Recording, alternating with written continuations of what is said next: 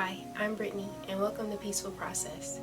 Thank you so much for joining our morning routine series, and thank you for subscribing to this channel and watching the videos.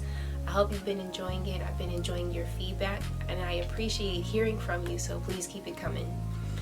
Our next series is going to be about building routines around food, around family time, cooking, finances, and organizing physical spaces. In this series, I hope that you can get some insight into practical ways for you to organize yourself internally so that you can organize your life externally. And that's what this channel is all about. It's all about creating peace within you so that you can operate from day to day in a peaceful manner, getting all the things that you need to get done.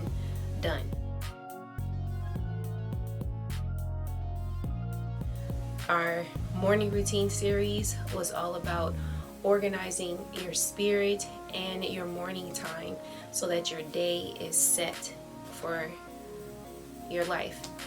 Organizing and prioritizing that time with God will give you the peace that you need moving forward.